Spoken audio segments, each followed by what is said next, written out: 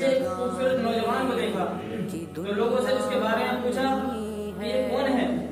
مجھے بتایا گیا کہ اس میت یعنی مرحومہ کا بیٹا ہے۔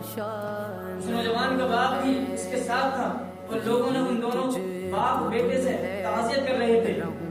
اور دیکھنے والے صاحب کہتے ہیں کہ جب اس خاتون کو دفن کر دیا گیا تو میں ان دونوں باپ بیٹے کے قریب گیا اور ان سے کہا کہ میں نے رات ایک خواب دیکھا ہے، اگر اجازت ہو تو بیان کروں۔ کہ میں نے رات ایک خواب دیکھا ہے، اگر اجازت ہو تو بیان کروں۔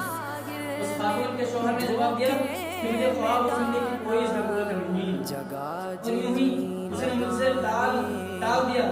لیکن اس کے نوجوان بیٹے نے کہا کہ آپ مجھے خواب سنائیے۔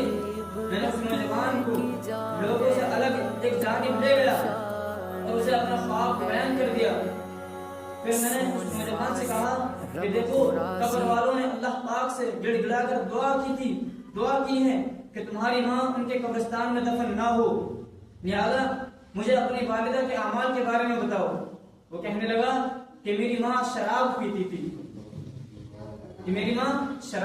تھی، گانے بازے سنتی تھی اور دیگر عورتوں پر بہتان لگایا کرتی تھی۔ یعنی میری ماں شراب پیتی تھی اور گانے بازے سنتی تھی اور دیگر عورتوں پر بہتان لگایا کرتی تھی۔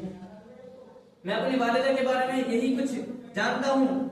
اگر آپ مزید پوچھنا چاہتے ہیں تو ہمارے گھر میں ایک بوڑھی خادمہ ہے کہ اس کی عمر 99 سال ہے۔ وہ میری ماں کی دایا اور خدمت گزار تھی۔ آپ میرے ساتھ چل کر ان سے پوچھ لیجیے، شاید اسے میری ماں کے مزید اعمال معلوم ہوں۔